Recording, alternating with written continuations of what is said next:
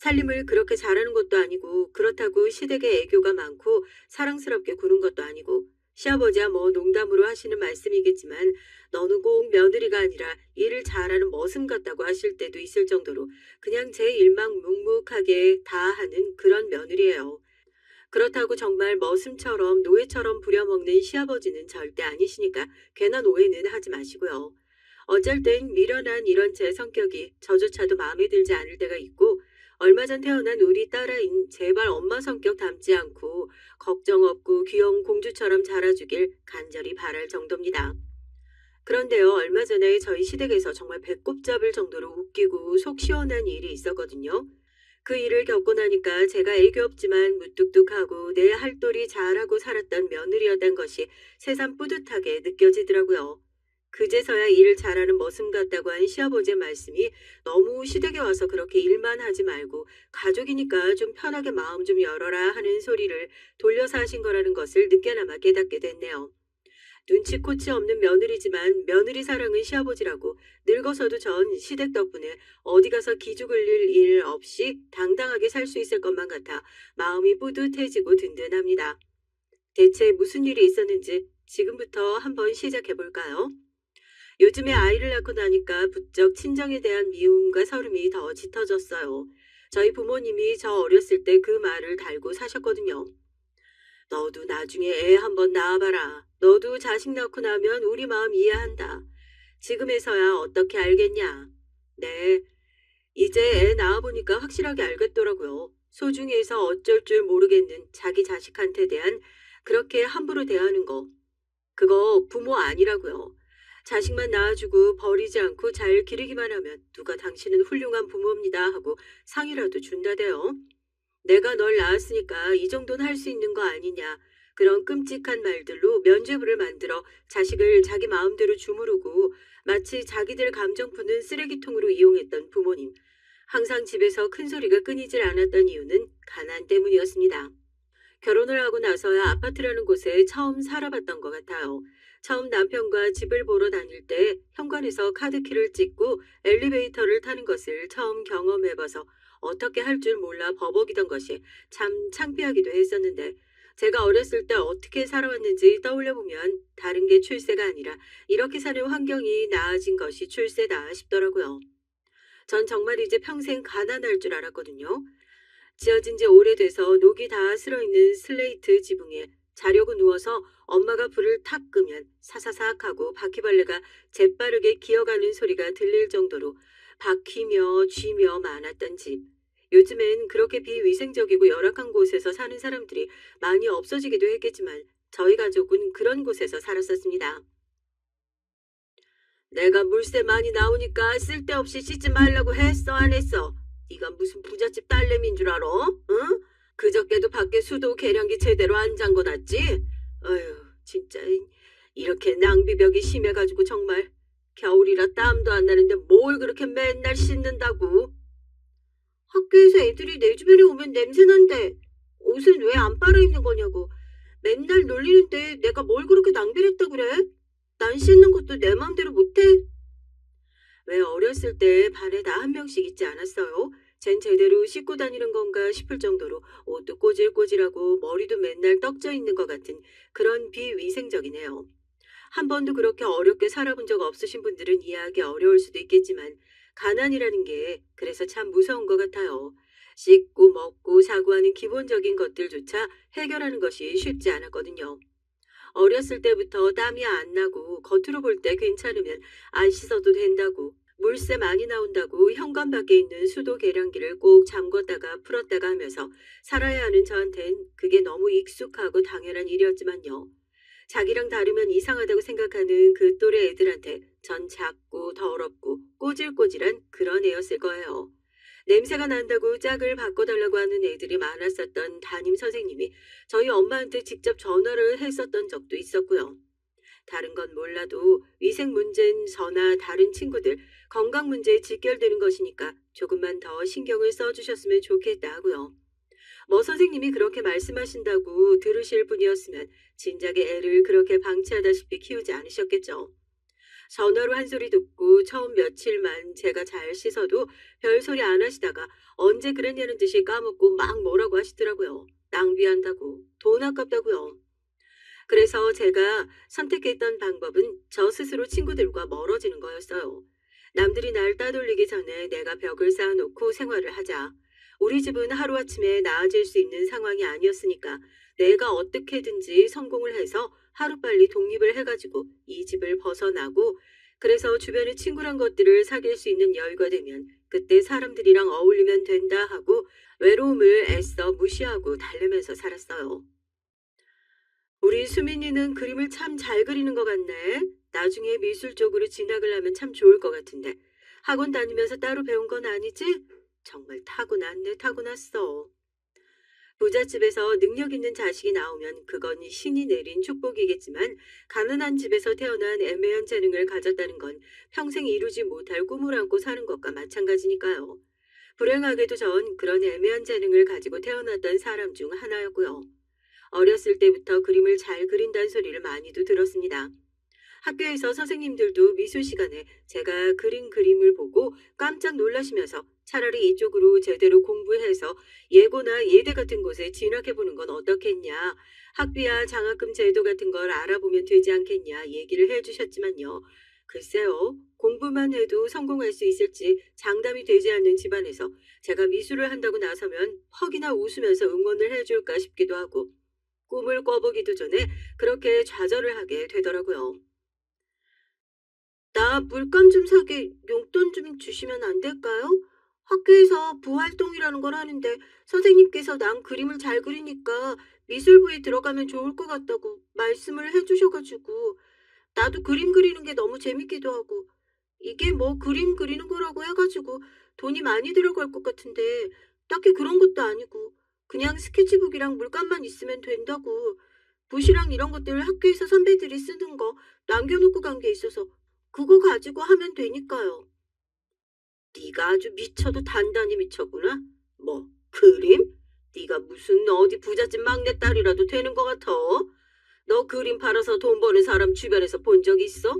돈이 썩어나는 부자들이나 자기 자식 미술 시키고 부모가 그림 사주고 그러면서 먹고 사는 거지. 네가 붙잡아서 뭐 할 거야? 어? 그깟 대회 몇 번 나가가지고 상 좀 타니까 네가 막 뭐라도 된 것 같고 성공할 것 같고 그러냐? 가서 너한테 그렇게 바람 나온 선생들한테 똑똑히 전해. 우리 집에는 나 그림 그리는데 보태주실 돈 한 푼 없다고 그랬으니까 괜한 헛바람 넣지 말고 공부나 똑바로 가르치라고. 안 그러면 내가 학교 가서 다 엎어버린다고. 알겠어? 한참 재미를 붙여서 학교에서 대회도 나가보라고 하고 재료도 제대로 없어가지고 문방구에서 파는 싸구려 물감 가지고 그림을 그려서 냈는데도 입상을 하고 이러니까 학교 선생님들이야 당연히 제대로 좀 해봤으면 좋겠다 하고 제 등을 떠미셨죠. 저도 그 나이 땐 그림 그리고 하는 게 너무 재밌고 좋았고요. 그런데 저희 집 반응은 어떻게 보면 뻔히 예상이 되는 그림이었습니다. 생각보다 돈 많이 들어가는 거 아니다. 그냥 재료만 좀 사달라.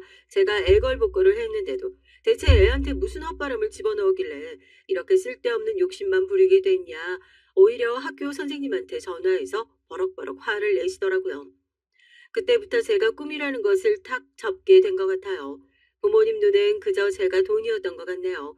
키우는데도 돈이 많이 들어가고 그래서 내가 키우고 나면 두 배, 세 배에 해당하는 돈을 받아내야 하는 그런 존재요. 공모전에 입상해서 돈 10만 원 상금 받아오면 눈에 불을 켜고 네가 그런데 나가가지고 상 타고 할 수 있는 게 다 내가 낳아줘서 그런 거 아니냐 하면서 한 푼도 남김없이 가져가 버리는 그러면 물감 사게 2만 원만 달라고 얘기했다가 지금 식구들이 다 먹고 사냐 마네 그런 고민을 하고 있는데 지 혼자 속편하게 자기 하고 싶은 거 다 하고 살려고 든다고 이기적인 사람으로 몰아가 버리는 그런 집이 너무나도 싫고 외롭기만 했습니다. 이건 그냥 제 생각일 뿐이지만 가난엔 이자가 붙는 것 같더라고요. 부잣집 친구들은 출발선부터 다르다고 우리가 그런 얘기를 하잖아요. 출발선만 달라서 결승 지점에 먼저 도착하는 건 둘째치고요.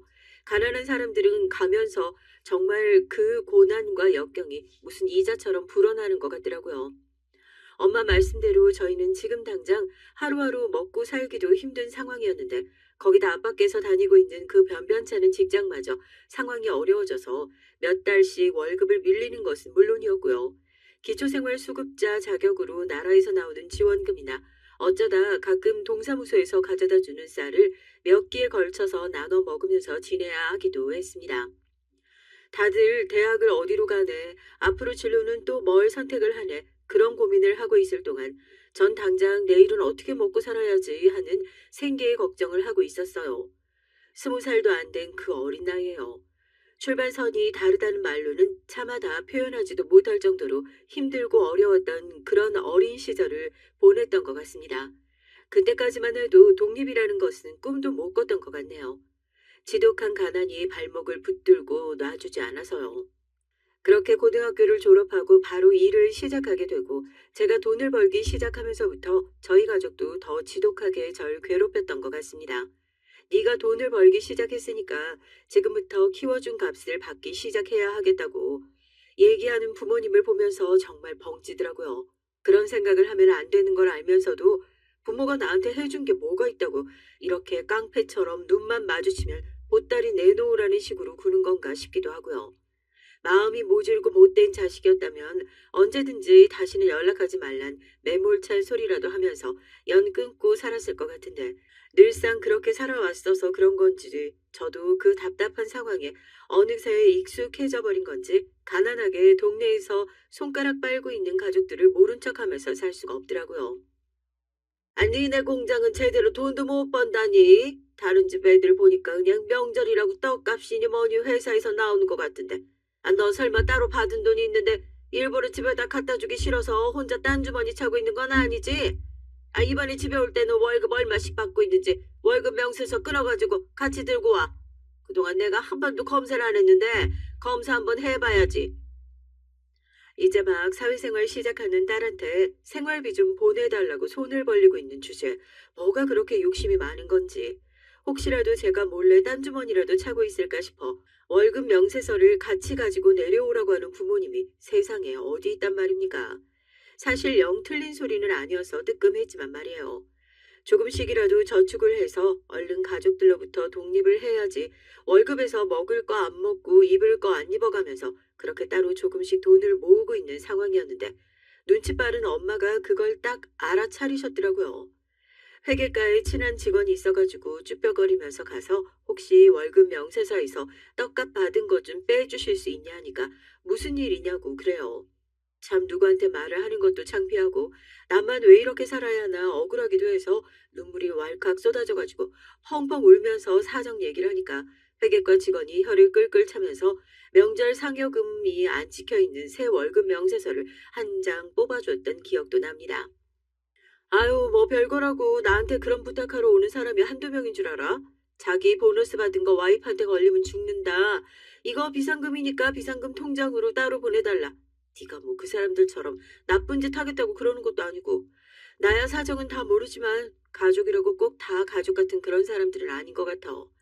앞으로도 그렇게 어려운 일 있으면 언제든지 도와줄 테니까 걱정하지 말고 편하게 부탁해. 알겠지?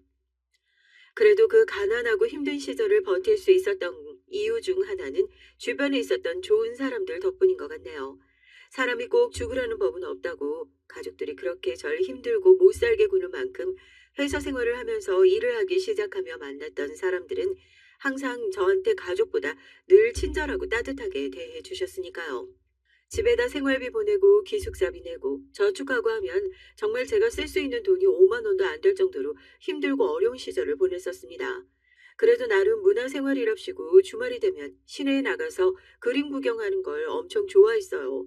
제가 참 좋아했던 큰 갤러리가 하나 있었는데요. 들어가면 괜히 민폐 끼치는 것 같고 그림을 사야 할 것 같고 하니까 사람이 없는 주말 오전 시간에 그 앞에 화단에 앉아서 그림을 한참 구경하다가 가는 것이 나름대로 제게 없는 문화생활 중 하나였거든요. 주말마다 가니까 안에 있는 그림들이 바뀌는 걸 보는 재미도 쏠쏠하고요. 그날도 그렇게 화단에 앉아가지고 손바닥만한 연습장에 연필로 저도 안에 보이는 그림을 따라 그려보면서 구경을 하고 있는데 누가 제 어깨를 툭툭 쳐요. 갤러리에서 나온 남자였죠. 혹시라도 제가 있으면 안 되는 곳에 있나 싶어서 소스라치게 놀라가지고 죄송하다고 꾸벅 인사를 하고 후다닥 뛰어왔습니다. 이제 주말마다 저기 가서 구경하는 것도 더는 못하겠구나 하고 아쉬움에 입맛을 다셨죠. 그런데 다음날 점심을 먹고 커피 한 잔 뽑아서 먹고 있는데 누가 또 제 어깨를 툭툭 두드리더라고요. 아니, 이 사람은 나를 따라다니는 건가? 어제 봤던 그 남자였죠. 설마 여기까지 따라온 건가? 처음엔 그렇게 생각했었는데 다시 보니 저랑 똑같은 공장 잠바를 입고 있더라고요. 관리직인 것 같긴 한데 저한테 연습장을 쓱 내밀어요. 아마 제가 어제 놀라서 황급히 자리를 뜨면서 거기에 두고 온 모양이더라고요. 보려고 본 게 아닌데 주인 찾아주려고 보다가 안 해봤는데 그림을 엄청 잘 그리시더라고요. 어젠 그냥 이 공장 다니는 거 아니냐고 얼굴을 몇 번 봐서 반가워서 인사하려고 그랬던 건데 놀라게 할 생각은 아니었어요. 저기 그림 좋아하시는 것 같은데 다음 주말에 시간 괜찮으시면 저랑 전시 같이 보러 가실래요? 항상 거기 앉아서 보시던 그 그림 작가님이 다음 주말에 거기 갤러리에 오신다고 하셨거든요. 남자는 웃으면서 저한테 갤러리 전시 티켓을 내밀더라고요. 옆에 언니들은 어머머머 하면서 얼른 안 받고 뭐 하냐고 재미있는 구경거리라도 생긴 것 마냥 얼른 제 등을 떠밀었고요. 이런 데는 한 번도 가본 적이 없어서 얼떨떨하긴 한데 맨날 창문 밖으로 구경하던 그곳을 안에 들어가서 볼 수 있다는 사실에 이 사람이 어떻고 뭐 하고 그런 건 전혀 신경도 쓰이지가 않았죠. 회사에 들어오고 나서 한 번도 절 위해서 돈을 써본 적이 없었던 것 같은데 그 주말 전시를 보러 간다고 나가서 예쁜 원피스도 새로 한 벌 사고 화장품도 사고 그랬어요. 데이트라고 생각도 전혀 안 하고 그냥 거기를 간다는 자체가 너무 신나고 즐거웠거든요. 그렇게 주말에 갤러리에 가는데 심장이 정말 터질 것만 같더라고요. 이 그림을 내가 들어와서 실제로 볼 수 있다니. 딱 봐도 잘 살고 여유가 넘치는 것 같은 손님들이 서로 아는 체를 하면서 하하호호 웃는 모습이요. 저한텐 뭐라고 해야지? 내가 꼭 어디 드라마 속으로 들어온 것 같다는 생각이 들더라고요.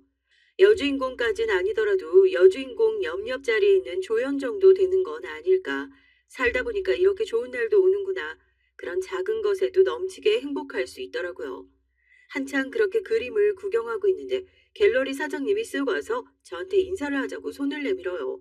딱 저희 엄마 또래인데 우아하고 고상한 느낌에 기가 팍 죽더라고요. 일전에 주말마다 이 앞에 종종 오셨었죠? 언제 한번 여기 있는 그림들 좋아해 주셔서 감사하다 꼭 한번 인사를 해야지 싶었는데 이렇게 손님으로 모시게 될 줄 전혀 몰랐네요. 어쩐 일이니? 네가 여기 손님을 다 초대하고? 반가워요. 전시 잘 보다 가세요. 제 옆에 있는 남자에게 아는 체를 하시는 모습에 이게 무슨 상황인가 했었는데 알고 보니까 두 사람이 모자지간이라고 하더라고요. 자기 아들이 여자 손님을 데려온 건 처음이라고 방금 아는 체를 하고 가신 상황이 돼버렸고요. 이거 뭔가 단단히 오해를 하시는 게 아닌가 싶어서 저도 참 당황했었던 기억이 나네요. 그 고상하신 분이 저희 시어머니가 될 줄도 모르고요. 말씀을 못 드려서 당황하셨죠? 사실 여기 저희 어머니가 운영하시는 갤러리예요. 그전까지 저랑 즐겁게 수다를 떨던 남자에게 확 벽이 느껴지는 것 같더라고요. 같은 공장 잠바를 입고 일을 하고 있었을 땐 몰랐는데 이 사람은 나만큼 어렵게 사는 사람이 아니구나. 그러니까 그렇게 항상 여유롭고 당당한 모습이었구나 하고 확 주눅 드는 것 같고. 네, 맞아요. 열등감이죠.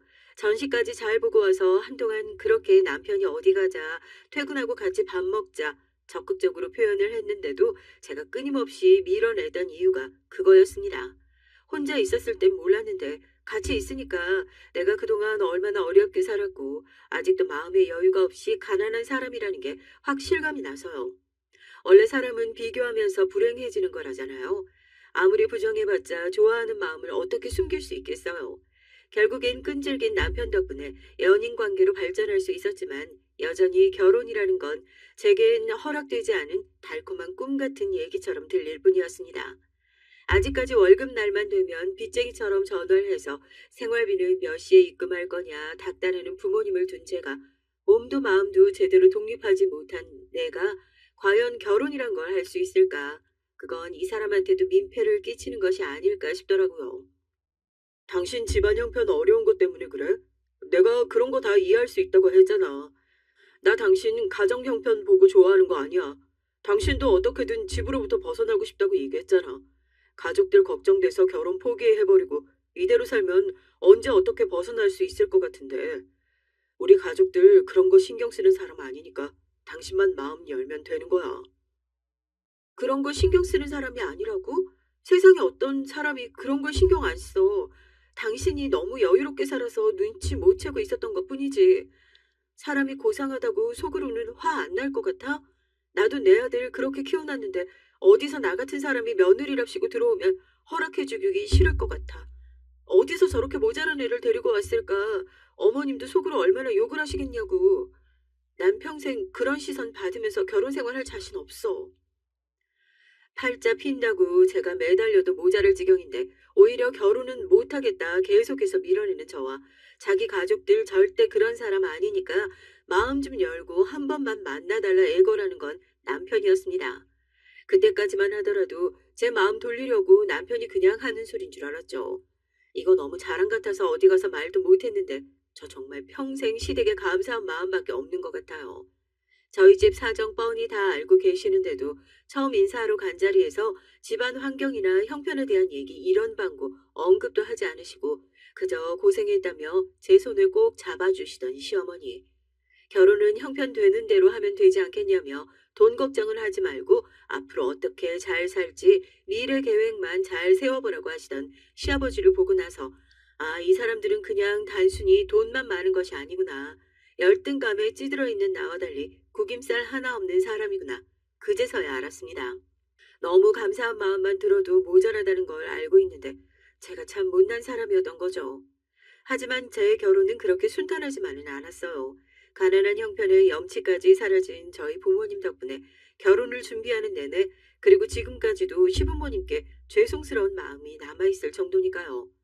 남편이 처음 저희 집에 인사를 하러 왔을 때 허름한 집 꼴에 당황할까 싶어 몇 번이나 사진을 보여주면서 우리 집은 당신 집이랑 다르게 사는 것이 많이 어렵고 부모님이 무례한 말씀을 하실 수도 있다 신신당부를 했지만 아니나 다를까 남편이 집에 도착해서 악수를 하자마자 손을 덥석 잡고 남편 손목에 걸려있는 시계 브랜드부터 확인하는 부모님이 전 그냥 너무 창피하고 수치스럽기만 했습니다. 손님을 맞이할 준비도 제대로 안 되어 있는 집, 신신당부를 했는데도 목이 다 늘어진 티셔츠를 입고 옷 좀 갈아입으면 안 되냐는 말에 남편을 은근슬쩍 쳐다보면서 이제 우리 사위가 다음에 올 때는 옷 한 벌 사오면 되겠다, 그치? 하고 눈치를 주시는 엄마가 왜 그렇게 창피하기만 하던지요. 인사를 마치고 돌아가는 내내 남편이 저희 집의 모습에 실망했을 것 같아 걱정스럽기도 하고 부끄럽기도 해서 고개를 들지 못하고 있었네요. 그런 저를 보면서 남편은 당신이 기죽을 게 뭐가 있냐고 상견이 하기 전에 장인어른 장모님 좋은 옷이라도 한 벌 사드리자 하며 손을 잡아주는 것이 참 고맙더라고요. 남편이 사준 옷이며 신발이며 가방이며 괜찮다고 했는데도 이건 나중에 두 분이서 놀러 다닐 때 입으시라면서 옷도 몇 벌 더 사줬고요. 그 와중에 저희 부모님은 남편 붙들고 여태 딸 키우느라 고생해서 놀러 가고 싶긴 한데 놀러는 어디 빈손으로 가는 거냐면서 은근히 눈치를 주어 기어이 용돈까지 받아내시는 모습을 보고 정말 창피하고 학을 뗄 수밖에 없었어요. 그렇게 만들어진 상견례 자리는 또 어땠고요. 정작 시부모님께선 그런 말씀 한마디도 안 하신데 약주를 과하게 드신 아버지가 술에 취해서 딸꾹질까지 하면서 내가 우리 딸을 얼마나 힘들게 키웠는지 모른다. 시집가도 아빠 버리고 무시할 생각하지 말고 잘 챙겨라 큰 소리를 내시더라고요. 그뿐만인가요?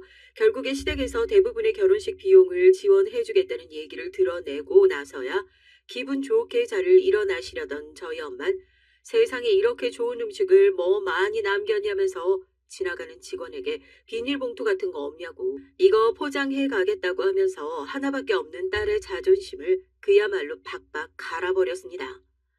엄마 제발 그만 좀 해.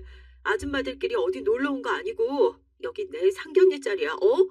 음식이건 뭐건 내가 알아서 새로 주문해서 줄 테니까 제발 그만 좀.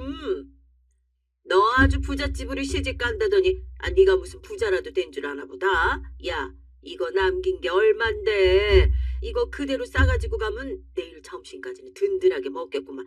아, 얘가 어려가지고 뭘 몰라서 그래요. 아, 이렇게 찰떡 쓰니까 없대니까요. 이거 남기면 다 그게 환경 오염이고, 자원 낭비고 한데, 아이고, 왜 이렇게 팔을 잡았어? 아유, 여기요. 여기 봉투 없냐니까는. 솔직히 그 자리에서 시부모님이 파혼 선언을 했다고 하더라도 전 그러려니 했을 것 같아요. 이런 몰상식한 집을 누가 사돈으로 맞이하고 싶어 하겠어요. 하지만 시부모님은 그 자리에서 싫은 소리 한마디 안 하시고 오히려 점원을 불러 똑같은 음식으로 2인분 더 포장해달라 얘기를 하시고 결제까지 다 마치시더라고요. 아이고, 이런 것까지 신경 안 쓰셔도 되는데 우리는 그냥 남는 게 있으면 그냥 그렇게 아까워가지고 비닐에라도 대충 담아가면 되니까 그러려고 했던 건데, 아이 뭘 이걸 또 이렇게 따로 포장을 다 해주시고. 하여튼 사돈 잘 먹을게요. 아이고, 이거 너무 받기만 하는 것 같아서. 덕분에 저희도 좋은 며느리 봤는데 이런 돈이 아깝겠습니까? 애들도 오늘 어려운 자리라서 하루 종일 신경 쓰느라 고생한 것 같은데 다들 일찌감치 들어가서 쉬어야지요.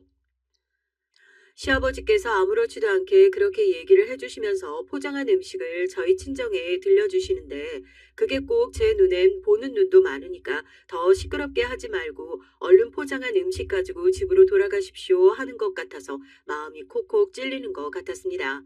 혹시라도 이런 부모님의 모습에 실망한 남편이 파혼 통보라도 할까봐 그날 집으로 돌아가서는 내내 남편과 시댁의 연락만 기다리고 있었던 제 심정을 아무도 모르실 겁니다. 어쩔 땐 왜 이런 저를 만난다고 했을까 남편이 이해가 되지 않을 때도 있었어요. 대체 왜 하필 좋은 여자 다 남겨두고 이렇게 모자란 거 투성이인 저를 골랐을까 하고요. 사람 나고 돈 났지 돈 나고 사람 났냐고 남들이 뭐라고 하든지 간에 그런 거 신경 쓰지 말라고 결혼하고 몇 년이 지난 지금까지도 남편과 시댁은 참 꾸준하고 한결같이 며느리인 저를 예뻐라 하는데 그 사랑을 늘 꼬아듣고 제대로 받지 못하는 건 저인 것만 같아 죄송한 마음밖에 없습니다. 그렇게 모자란 많은 결혼을 해서 그랬을지 몰라도 제가 어떻게 해서든 시댁에게 결혼 때부터 져온 빚을 갚아야겠다는 생각밖에 없더라고요.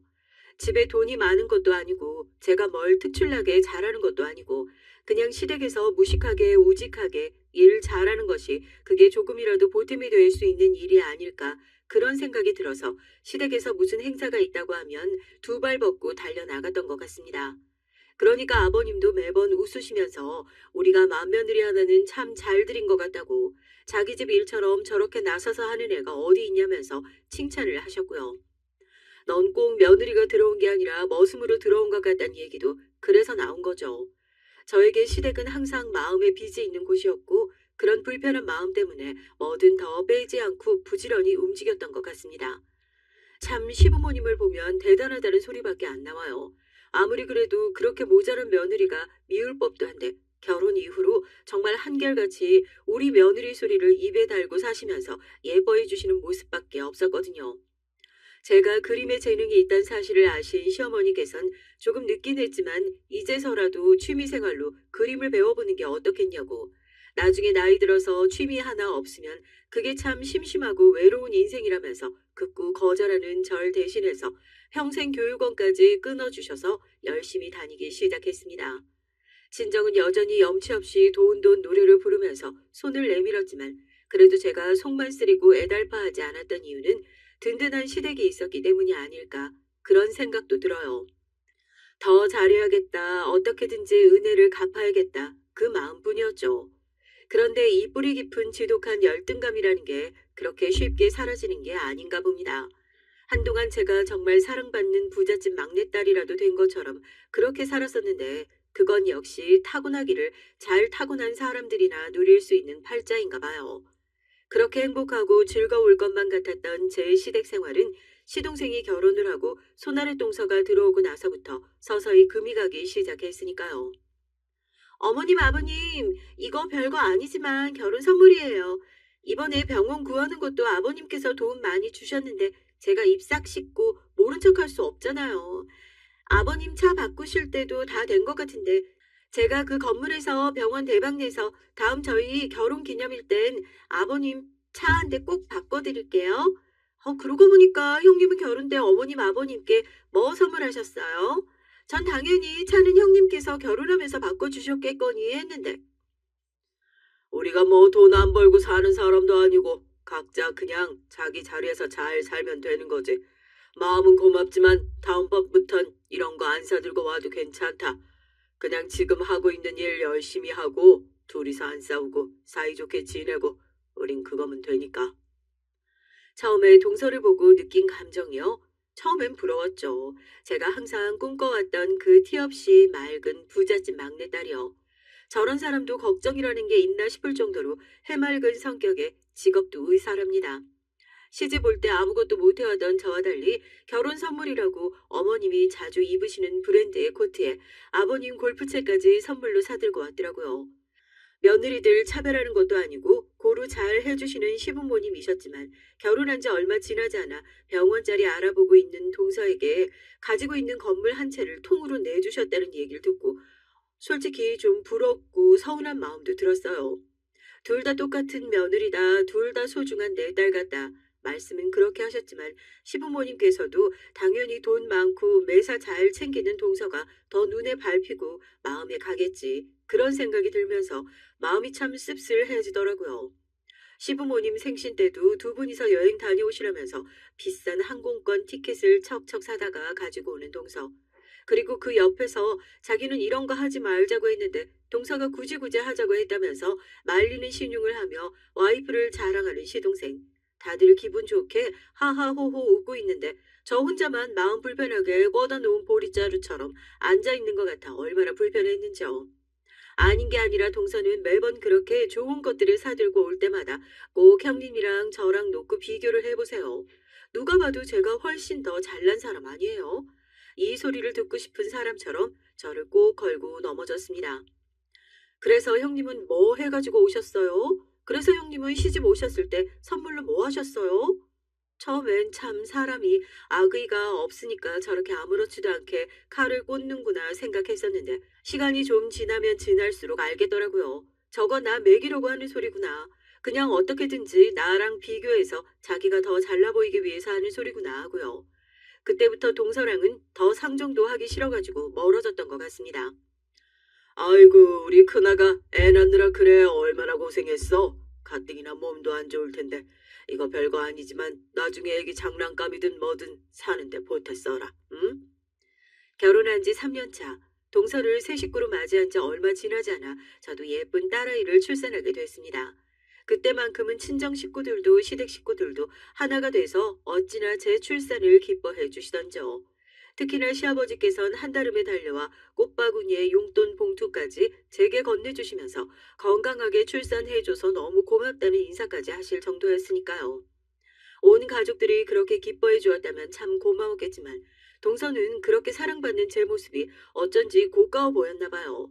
병원이 바빠서 산후조리원에 들리는 건 어려울 수 있겠다 얘기를 하던 동선 시부모님이 오셨다는 얘기에 한달음에 달려와서 썩 축하하는 것 같지도 않은 얼굴로 축하 인사를 건네고는 애도 보는 둥 마는 둥 하더라고요.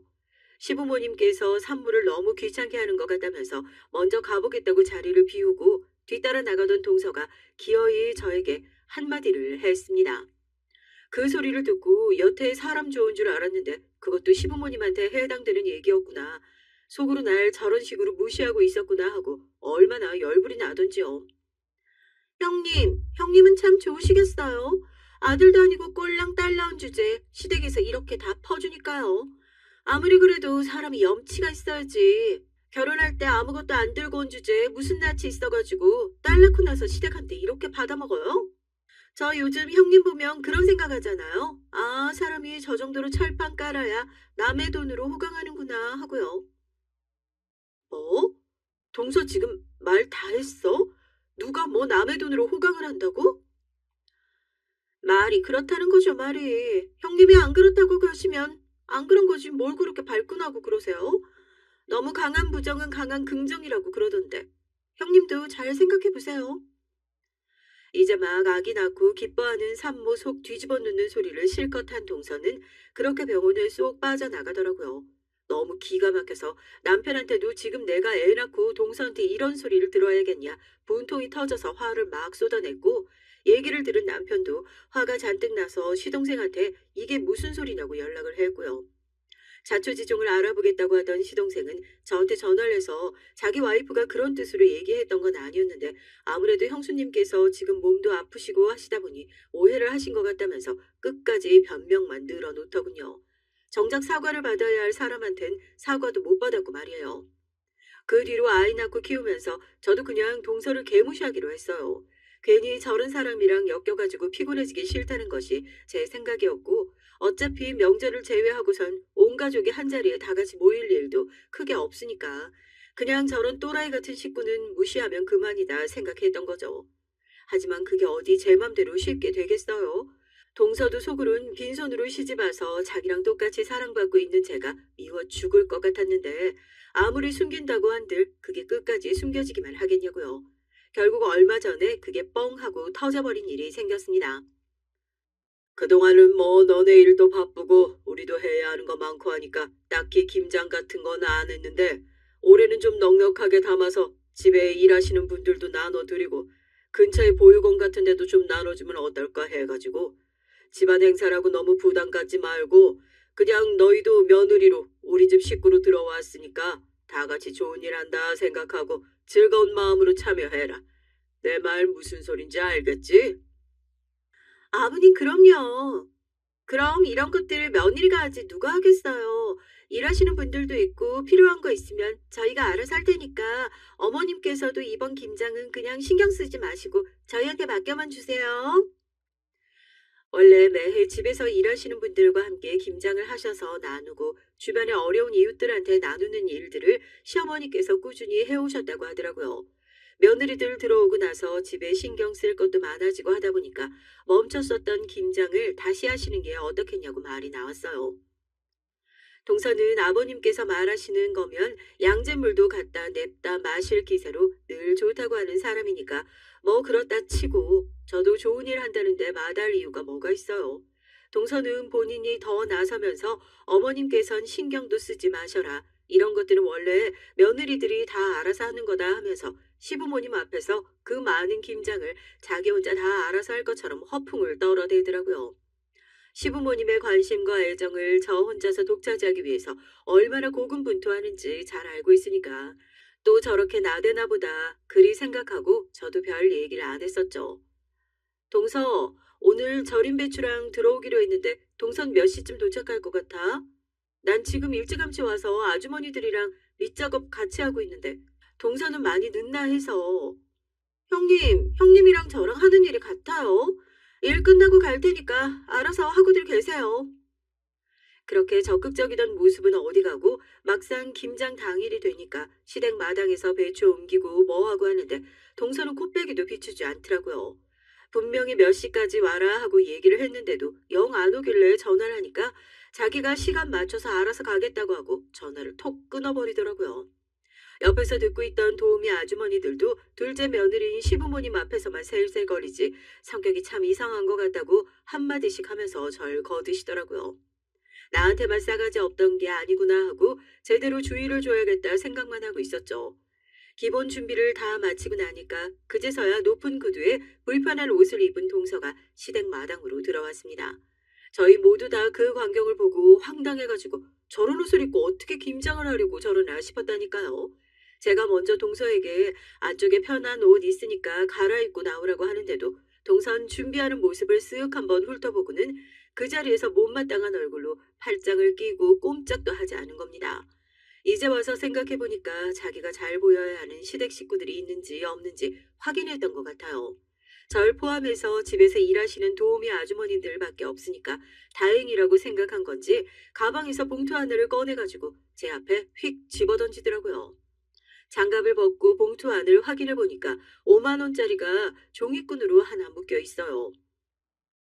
그거 딱 100만 원이에요. 세상에 이런 말도 안 되는 일을 하는데 일단 그렇게 많이 쳐주는 사람이 저 말고 또 누가 있겠어요? 형님이 그 돈 가지고 뭐 도우미 아주머니들 더 부르시든지 뭐 조선족 아줌마를 부르시든지 알아서 사람 불러가지고 김장 맞아 하시라고요. 동서, 지금 이게 뭐 하는 짓이야? 동서가 먼저 하자고 난리쳤던 거잖아, 이거. 형님, 사람이 사람이 다 급에 맞는 일을 해야 되는 거예요. 형님이나 그 옆에 계시는 도우미 아주머니들이나 원래 이런 일 하던 사람들이니까 뭐 더 하는데 어려움 없겠지만 저는 의사라고요, 의사. 저같이 고급 인력이 이런 사람들이랑 어울려서 바닥에 쪼그려 앉아가지고 김장이나 하고 있어야겠어요? 형님이 모르셔서 그러시겠지만 고급 인력들은 이런 일 절대 안 해요. 그러니까 어울리는 사람이 맞는 일 하자고요. 형님이 돈 받았으니까 제 몫까지 2인분 하시던지요. 그럼 전 이만 가볼게요. 그렇게 동선 휙 하니 시댁을 나가버리고 전 봉투를 받아들고 너무 황당해가지고 아무런 말도 할 수가 없었습니다. 아주머니들도 세상에 저게 무슨 싸가지냐고 하면서 혀를 끌끌 차셨고요. 아무리 열받긴 했어도 당장 해야 할 일들은 하고 성질을 부리던지 해야겠다 싶어 김장을 다 마치고 나서 바로 시아버지께 연락을 드렸어요. 날도 추운데 고생했다고 조만간 맛있는 밥이라도 한 끼 사주시겠다고 말씀하시는 시아버지에게 저도 처음으로 화를 냈네요. 아버님, 제가 아무리 아무것도 없이 시집 왔다고 하더라도 동서한테 이런 식으로 무시받을 줄은 몰랐네요.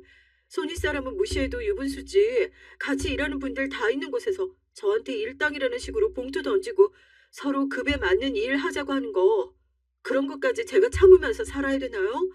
저 그렇게 무시받으면서 지내야 할 정도로 잘못했어요? 아니 큰아가 지금 그게 다 무슨 소리냐? 어? 둘째가 정말로 그랬다고? 그게 전부 다 사실이야? 네, 이 고얀 것들을 정말 너도 기분이 어지간히 많이 상했겠구나.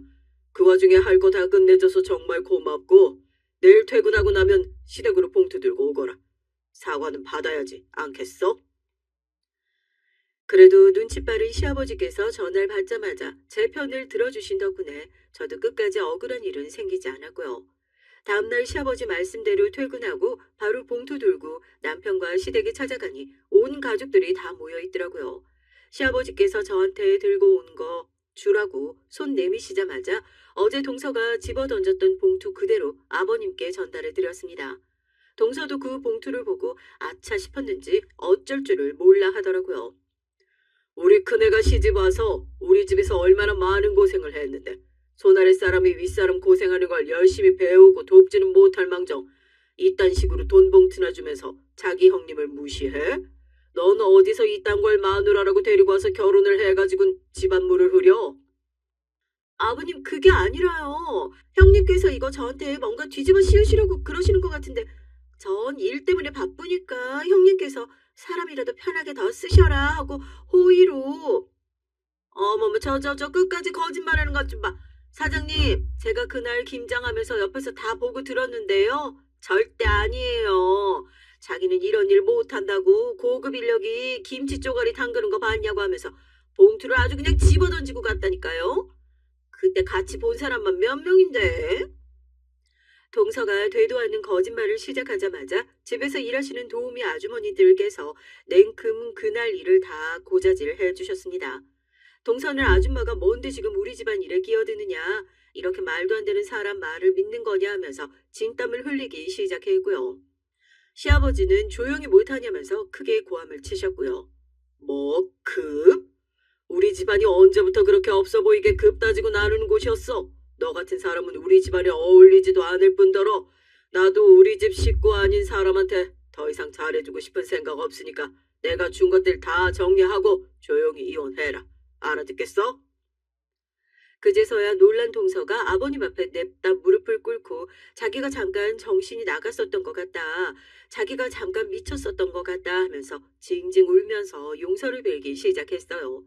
시아버지께선 혀를 끌끌 차면서 사과할 데가 어딘지도 제대로 모르는 칠푼이 같은 것을 며느리라고 부르기도 싫다고 매몰차게 동서를 내치셨고요.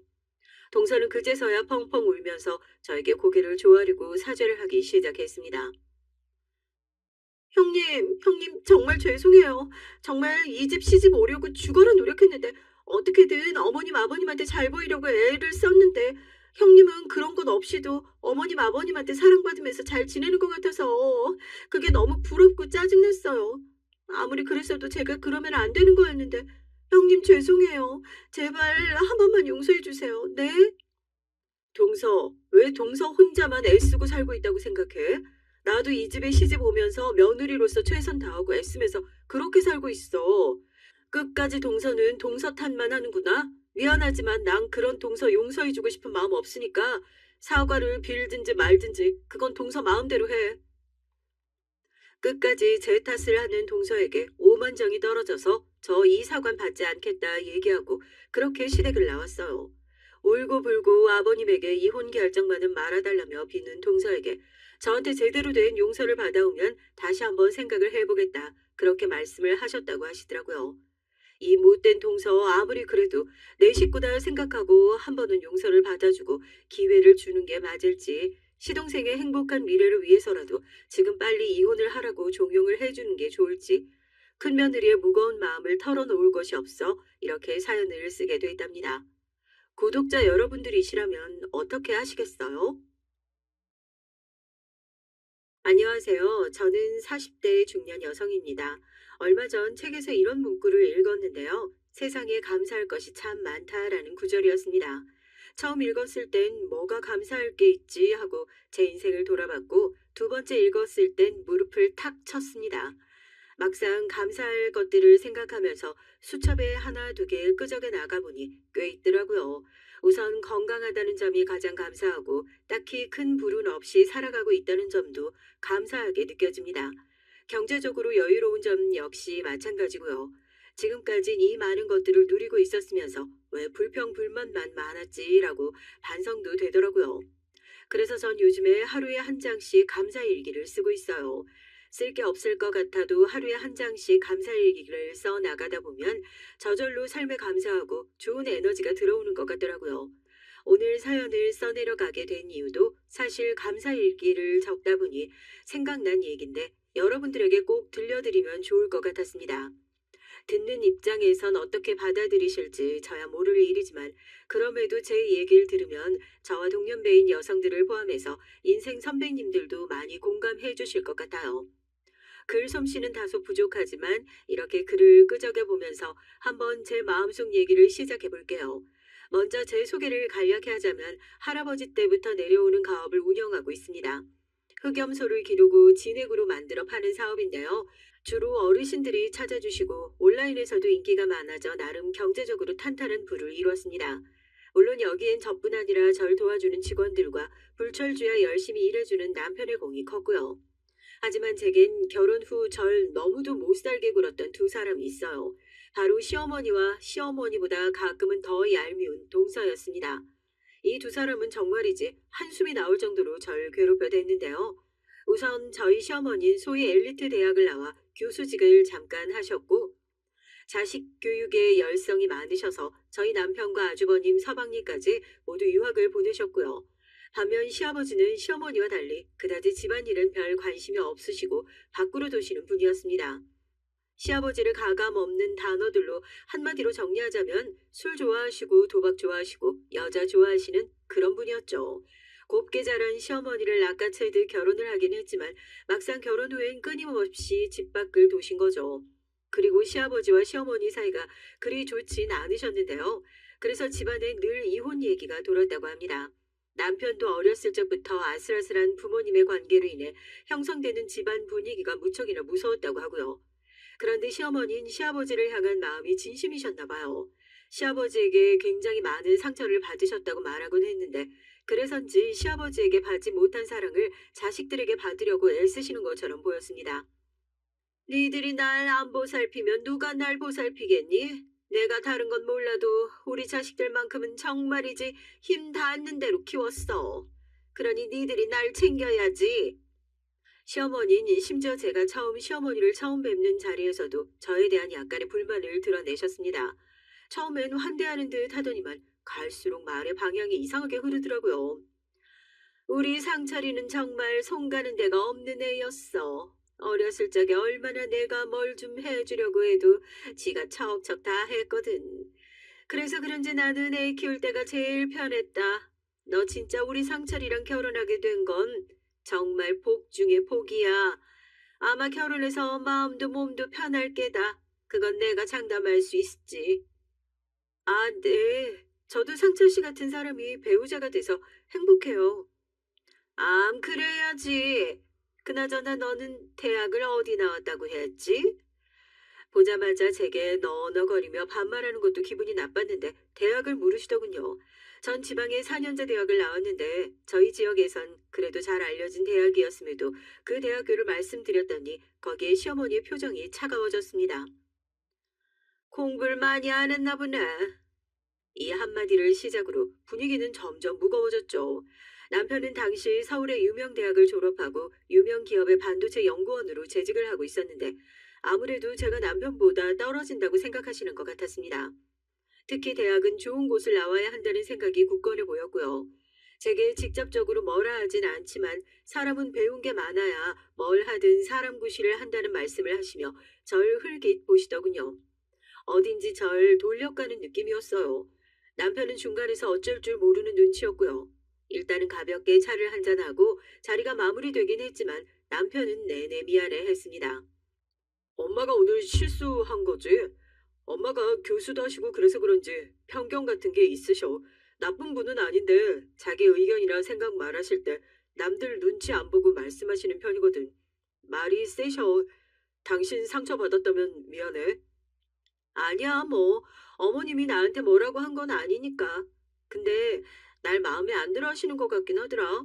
그게 느껴져서 좀 바늘방석이긴 했어. 그치. 그래. 미안해. 그래도 엄마가 한 가족 되면 이제 이런 말씀은 안 하실 거야.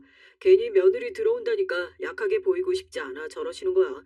형수님 들어오실 때도 그랬거든. 형수님도 서울에 괜찮은 대학교 나오셨는데 오늘처럼 그랬어. 전 이때만 해도 남편의 말을 믿었어요.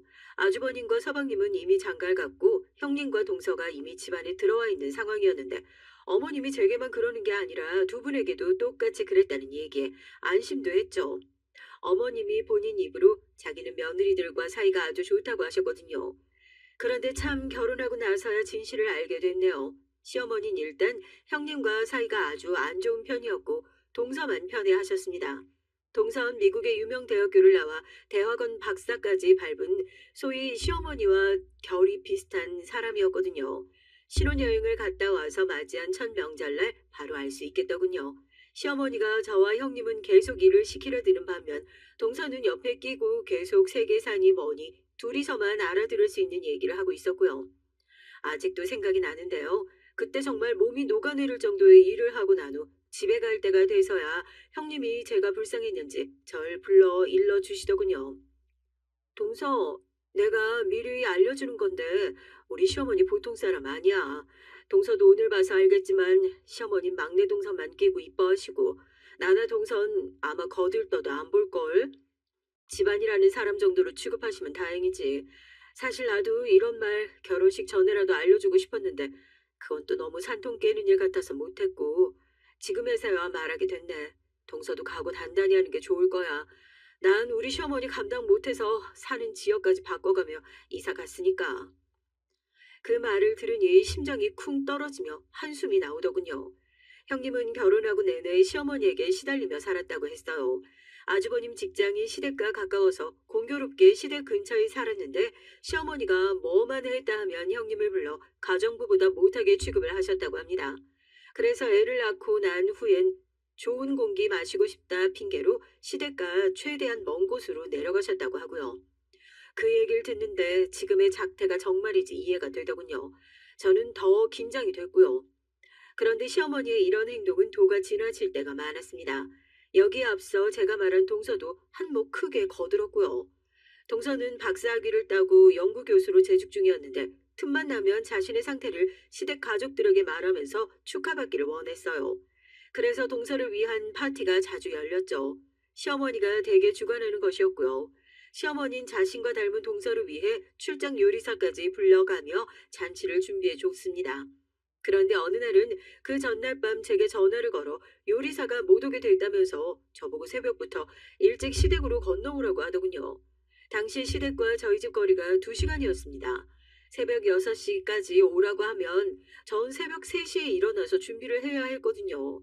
솔직히 그건 무리라고 생각했지만 일단 처음이자 마지막 부탁이라고 생각하고 들어드리자 생각하고 시댁으로 넘어갔습니다. 왔니? 어여 와서 거들어라. 세상에 내가 우리 막내 아가한테 국물 뽀얀 삼계탕 만들어주려고 잔뜩 기대하고 있었는데 출장 요리사가 갑자기 못 온다고 하지 않니? 아무튼 직업의식이 없어 다들. 그래도 네가 있으니 다행이네. 오는데 뭐 어려움은 없었지? 시간이 좀 걸리긴 했네요. 어머님, 제가 강원도에서 오는 거다 보니까. 예, 그까짓 걸로 무슨 시간이 걸렸다고 생색을 내? 차 타고 왔을 거 아니야? 버스 타고 온 것도 아니고. 사실 자차로 운전해 오는 것도 피곤한 일이잖아요. 그런데도 시어머니는 저리 말씀을 하시더군요. 할 말이 없어졌습니다. 그리고 여기에 엎친 데 덮친 격 일이 벌어졌죠. 남편은 시어머니의 말을 듣고 저만 보내기 미안하다며 함께 시댁에 왔는데요. 주차하느라고 조금 늦게 올라온 남편이 문을 열고 들어오자 시어머니가 놀란 얼굴로 역성을 내는 겁니다. 아니, 너는 왜 쟤까지 끌고 왔니? 요리하는데 남자가 뭐 필요하다고 쟤까지 꾸역꾸역 데리고 왔어? 엄마, 제가 오고 싶어서 온 거예요. 주말이니까 딱히 할 일도 없고요. 저 그냥 옆에서 아무거나 할게요. 됐다. 남자가 무슨 부엌에 들어온다고. 넌 어쩜 그렇게 눈치가 없니? 아무리 제가 따라온다고 했어도 말리고 집에 있으라고 했어야지. 가뜩이나 출근하느라 힘든 애 데리고 여기까지 생각이 있는 거야 없는 거야? 어머님, 저도 일하는데요. 허, 너야 그냥 그런 회사 다니니 상관없다고 치지만 쟨 다르잖니? 그냥 몸만 왔다 갔다 하는 회사 다니는 너랑 대기업 다니는 쟤랑 같아. 순간 눈물이 고일 정도로 너무 섭섭하더라고요. 저도 모르게 격앙된 목소리로 저 역시 열심히 일하는 사람이라고 반박해버렸습니다. 어머님, 남편처럼 큰 회사 아니라고 해도 저 똑같이 출퇴근하고 열심히 일하고 있어요. 자꾸 남편만 귀하게 생각하시면서 저한테만 뭐라고 하시면 섭섭해요. 물론 아이도 낳고 나서도 계속 일할진 모르겠지만 당시 전 솔직한 심정을 말했다고 생각했어요. 말해야 한다고 생각했고요. 그런데 시어머니의 반응은 전보다 더 싸늘해졌습니다. 너 지금 나한테 말대꾸하는 거니? 어디서 배워먹은 버릇이야? 난 사람 머리에 들은 게 제일 중하다고 생각하는 사람이다. 근데 그딴 예의와 버르장머리로 말대꾸하는 며느리라면 뻔해. 우리 집안엔 절대 못 어울리는 사람이네. 아니, 애초에 어울릴 수 없는 인간이지. 나가라. 너랑 더 얘기해서 혈압 올리고 싶지 않다. 시어머니는 화가 잔뜩 나셨는지 그 길로 꼴도 보기 싫다며 나가라고 하시더군요. 그 순간은 저도 말로 상황을 풀어야겠다는 생각보단 마음이 상한 나머지 절 잡으려는 남편의 말을 무시한 채 나가버렸고요. 차에 타고 다시 집에 돌아가는 내내 아무리 생각해봐도 제가 잘못한 걸 알 수 없었습니다. 오히려 지금까지 명절을 세면서 시어머니가 하녀처럼 저와 형님을 부리고 막내 동서만 떠받들었던 일이 다시금 생각나 더 화가 났어요. 시어머니는 집안에 좋은 물건이 들어왔다고 해도 무조건 막내 동서만 챙겨줬고 심지어 김장하느라 수고했다는 명목으로 돈을 주실 때도 막내 동서에게만 2배의 돈을 챙겨줬습니다. 일일이 말하는 게 치졸하게 느껴져서 그냥 그 돈을 받고도 아무런 말을 하지 않았을 뿐인데 어느새 제가 말을 하지 않는 것이 상황에 대한 묵인이 되어버렸더군요. 게다가 이 일이 터지고 난 후 동서에게서 전화가 왔는데 너무 기막힌 말을 줄줄 내뱉더라고요. 형님이 심하셨어요. 왜 그러셨어요? 어머님이 아까 저한테 오셔서 얼마나 하소연을 하셨는지 몰라요. 눈물까지 흘리시더라고요. 형님도 아시다시피 우리 어머님, 아버님 때문에 고생 많이 하신 거 아시잖아요.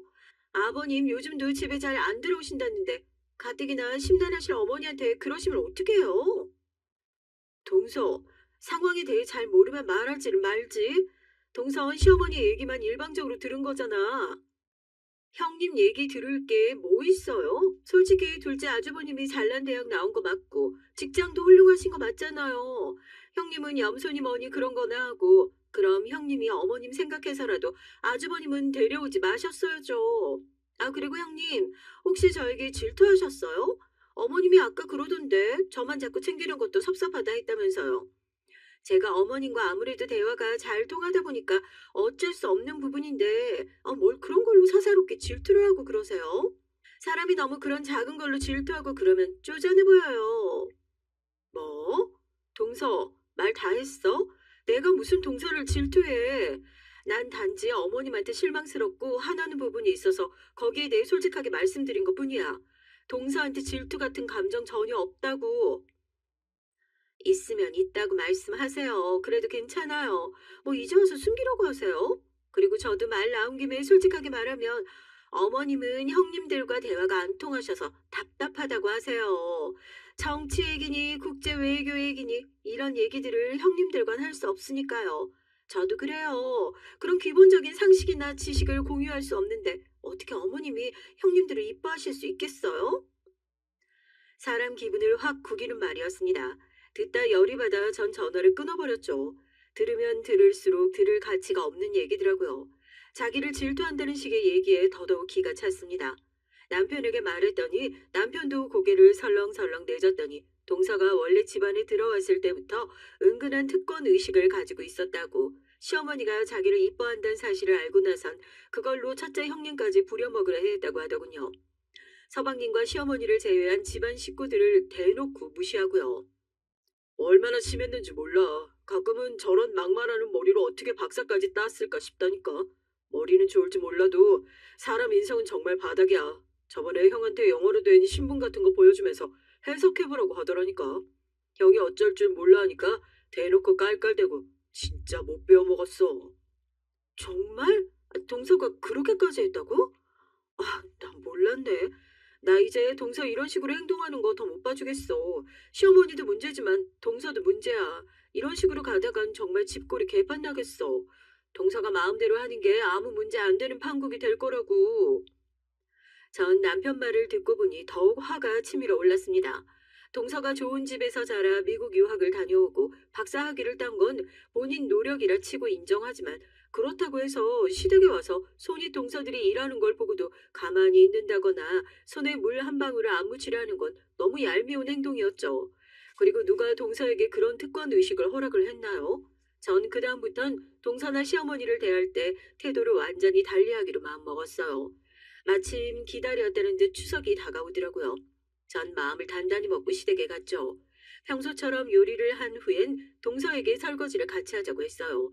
시어머니가 동서를 시키지 말라고 할 줄 알았지만 알면서도 무조건 같이 해달라고 말했어요. 그랬더니 동서 반응은 가관이었죠. 어머, 형님, 지금 절 시키려고 하시는 거예요? 제가 왜 이런 잡일을 해야 돼요? 잡일이라는 말에 기가 찼습니다. 그럼 지금까지 그 잡일들을 아무렇지 않게 저와 큰형님에게 시켰다는 말이잖아요.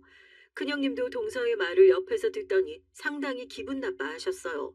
하지만 습관처럼 큰형님은 아무 말씀 못하고 애꿎은 손걸레만 쥐어뜯고 계시더라고요. 시어머니는 여기서 또 나서셨습니다. 예, 너 지금 누구를 잡는 거냐? 설마 네 동서 잡는 거야? 얘는 귀한 앤데 너 무슨 생각으로 그런 일을 시키려고 드는 거니? 사람이라고 다 같은 사람이 아니야. 돼지도 등급이 있는데 네가 얘랑 같은 등급이라고 설마 그렇게 생각하는 거 아니지? 우리 집안에도 엄연히 신분이 있고 체계가 있다. 그 설거지 같은 잡일은 네가 해. 나랑 대화 통하는 사람은 얘밖에 없으니까 난 우리 둘째 며느리가 필요하고. 아가야 얼른 나와라. 기분 많이 상했지? 네, 어머님, 제 마음 알아주셔서 감사해요. 저 정말 형님 무서워서 못 살겠어요. 진짜 이때 정말 돌아버리는 줄 알았습니다. 역시나 지금껏 가만히 있던 남편도 열받았는지 시어머니한테 나서 할 말을 하더군요. 설거지하는 사람 따로 있고 어지르는 사람 따로 있냐며 지금 자기 와이프 무시하는 거냐면서요. 그러자 시어머니는 사색이 돼서는 망치로 얼굴을 맞은 듯한 표정이 되더군요. 자신이 지금껏 그렇게 손 하나 안 대고 귀하게 키워던 아들인데 그런 아들이 저렇게 꼬박꼬박 할 말 다 하며 제 편 드는 게 그렇게 충격이었나 봐요. 아니 너는 엄마한테 어떻게 그렇게 그런 말을 할 수가 있니? 아니 너 장가 갔다고 이제 완전히 저 집 사람 된 거야? 쟤한테 무슨 정신 세뇌라도 당한 거냐고. 그게 아니면 착하고 순하던 네가 어쩜 이럴 수 있어. 아이고 남편 복 없는 내가 자식 복까지 없을 줄이야. 시어머니의 눈물바람은 그날 밤이 새도록 이어졌습니다. 남편은 옆에서 쩔쩔매고 있었고요. 그 광경을 가만히 바라보고 있는데 너무 우습더라고요. 한편으론 시어머니에게 어쩌지 못하는 남편이 답답하기도 했고요. 게다가 동선 계속해서 제 말이 너무 심하다며 시어머니한테 대든다는 식으로 거드는데 너무 꼴보기 싫더라고요. 저는 어떻게든 남편을 집으로 데려가야겠다는 생각에 일단은 남편의 팔을 붙잡고 일어섰습니다. 그런데 그걸 시어머니가 또 가로막으며 저를 세상에 더 없는 불려시로 몰아가더군요. 너 때문이다, 이년아. 내 아들이 변한 건 다 너 때문이야. 겨우 지방 4년제 대학 졸업해 이상한 사업이나 하는 친정 등이 없고 시집온 주제에 머리가 비었으면 눈치라도 있든지 아님 시어머니 모시는 정성이라도 있어야지. 어디 부모와 자식 사이를 갈라놓는 여우짓이나 하고 자빠져 있어? 어머니, 도대체 무슨 말씀을 하시는 거예요? 지금 어머님이 무슨 말씀을 하시는지 어머님 스스로 이해는 가세요? 전 도무지 이해가 안 되는데요. 여보, 참아. 엄마, 그만해요, 엄마도. 우리 늦었으니까 가볼게요. 다음에 얘기해요, 네? 아이고, 아이고, 내가 죽어야지. 괜히 명만기로 이런 꼴을 본다, 내가. 아이고, 내가 죽어야지. 죽어야지. 곡소리를 내는 시어머니를 더 두고 보다간 제가 더 제명이 못 살 것 같더라고요. 저는 그 길로 빠르게 남편과 함께 나와버렸습니다. 그 뒤로 시어머니는 자기 기분 풀릴 때까진 시댁에 드나들지 말라는 나름의 선포를 하셨고 전 잘 됐다 싶어서 명절이 몇 번 지나가는 동안 시댁에 가지 않았어요. 마음속으로 큰형님이 걸리긴 했는데요. 큰형님한테 전화해서 죄송하다고 말하니 외려 저한테 반가운 소식을 전해 오시더라고요. 아무래도 시댁 스트레스가 너무 심해서 아주버님과 이혼을 생각하고 있다고요.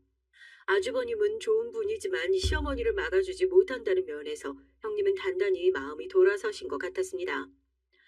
나는 할 만큼 다 했다고 생각해. 동서도 알겠지만 우리 시댁 정말 만만치 않잖아. 동서 빨리 빠져나왔으면 좋겠다. 더 늦기 전에. 형님이 다부진 목소리로 이 말씀을 하시는데 듣는 동안 약간 기분이 묘했어요. 시댁에서 더 이상 구박을 받지 않을 형님을 생각하면 응원해주고 싶고 다행이라는 마음도 드는 한편 한 가정이 해체되는 일이니 좀 그렇더라고요. 또 형님과 아주버님이 이혼 절차를 마치고 나면 이 집의 며느리인 저와 동서 이 두 사람만이 남게 되는 건데 그 부분에 두려움도 있었고요. 그런데 시어머니는 자신 때문에 형님이 이혼을 결심했다는 걸 아시는지 모르는지 여전했습니다. 저한테 가끔 문자로 아직도 반성을 안 했냐 하는 식의 문자를 보내는 걸 보면요. 그리고 그럴수록 남편은 남편대로 자기 엄마에게 실망했다며 걸려오는 전화도 받지 않았어요. 그러다 어느 날 시어머니가 먼저 항복 선언을 해오셨습니다. 그래, 내가 미안해. 그날은 둘째 며느라가 너한테 말이 심했던 것 같기도 하고 친구들한테 물어보니까 내가 잘못됐다 하더라고. 내가 윗사람인데 체면이 말이 아니었던 것 같다. 시어머니는 자신이 대학 동기들과 함께 모이는 모임을 종종 가지셨는데 그걸 스스로 엘리트 모임이라고 부르곤 했어요. 근데 거기서 조언을 듣고 마음이 바뀌셨나 보더라고요. 민망한지 헛기침을 하며 제게 저런 말을 해오시더군요. 저 역시 가만히 듣고 있다가 그럼 다신 저와 동서를 비교하지 말아달라는 말을 전달했습니다. 어머님, 그럼 약속 하나 해주세요. 저와 동서 엄연히 다른 사람이고 주체예요. 그러니까 서로 감정 상할 말들 같은 거 먼저 안 꺼내주셨으면 좋겠어요. 평등하게 봐달라고요. 동서가 고학력자의 박사라고 해서 어머님이 싸고 드시는 거 저 섭섭하고 기분 나빠요. 여기에 이어 동서가 집안일을 해야 한다는 말도 덧붙였는데 시어머니는 알겠다며 전부 수긍하셨습니다. 아마도 그 모임에서 몇 마디 들은 것이 어느 정도 시어머니란 사람을 많이 바꿔놓은 듯 했죠.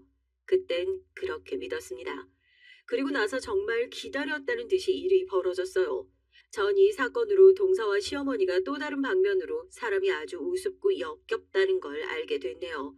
제가 첫째를 임신하고 출산했을 때 산후조리원에 갔다 오긴 했지만 집에 돌아와서도 아기를 잘못 돌볼 정도로 몸이 계속 아팠습니다. 그래서 그 소식을 들은 저희 친정엄마가 오셔서 산후조리를 도와주셨는데요. 사건이 일어났던 그날도 여지없이 엄마가 저를 돌봐주고 계신 날이었어요. 엄마는 자신 역시 출산을 하고 많은 어려움을 겪었다며 절 많이 걱정하고 계셨습니다. 죽을 끓여주시고 계속해서 열을 체크해 주시면서도 발을 동동 구르셨죠. 또 저희 집 가업이 흑염소 진액과 건강식품을 판매하는 일이었기에 이 시기에 엄마가 회사 제품을 많이 갖다 두셨어요. 혹여나 뼈가 시리거나 아플 때 먹으라고 하면서요. 그런데 이날 연락도 없이 시어머니와 동서가 아기를 보러 온 겁니다. 저 역시 놀랐고 친정 엄마도 놀라서 시어머니를 마주했어요. 아이고 사돈 연락이라도 주셨으면 아유 제가 뭐라도 준비할 걸 그랬네요. 아 저는 딸아이 좀 돌봐주고 있었네요. 그나저나 와주셔서 감사합니다. 아유 우리 애가 역시 시어머니 복이 많네요. 친정엄만 이날 시어머니 손에 들린 영양제를 보고 그리 말씀하신 거였어요. 제가 그때까지 엄마에게 구구절절 시어머니와 어떤 일이 있었는지 말하지 않았기에 엄마는 시어머니의 진면목을 모르고 있었죠. 아, 네. 우리 며느리 볼 겸 손주 볼 겸 왔어요. 우리 손주 어딨어요? 그런데 시어머니는 친정엄마를 본 채 만취하며 집으로 들어오시더니 굳이 잠든 아기를 깨워 구태여 보시려고 하더군요. 겨우 잠든 애를 깨워 올리고 그리고는 아기가 우리 아들을 닮아 예쁘다며 남편을 닮았다는 것만 계속 강조했습니다. 사실 갓 태어난 아기가 누굴 뭐 얼마나 닮았겠어요. 그리고 우리 애는 실제로 커가면서 저를 닮았다는 말을 많이 들었거든요. 그런데도 시어머니는 마치 강박적으로 애는 무조건 남편을 닮아야 한다는 생각으로 굳이 그 말씀을 하시더라고요. 그러고선 정말 기분 나쁜 행동을 하셨는데요. 자기가 여기까지 오느라 무릎이 많이 쑤셨으니 엄마가 저에게 주시려고 들고 온 흑염소 진액을 챙겨가야겠다는 겁니다. 그것도 한두 개가 아니고 전부요. 친정 엄마가 당황해서 사돈에겐 더 넉넉한 양으로 따로 드리겠다고 말씀하셨지만 시어머니는 끝끝내 고집을 부리시더군요. 흑염소 진액 못 먹어 환장한 사람처럼요. 제가 지금 무릎도 쑤시고 여기저기 난리가 아니에요. 우리 며느리가 출산했다고 하니까 이렇게 오긴 했지만 아유 지금도 굉장히 아파요. 비 오는 날만 되면 말도 못한다고요. 아유 그런 어려움이 있으셨군요. 네 그럼 드셔야죠 사돈. 엄만 난처하신 기색이었지만 달라고 하니 어쩔 수 없이 주셨어요. 막상 아이 낳고 시달려 앓고 있는 사람은 저인데 기력 쌩쌩하신 분이 와서 저렇게 실속을 챙기고 가려고 드니 어이가 없더라고요.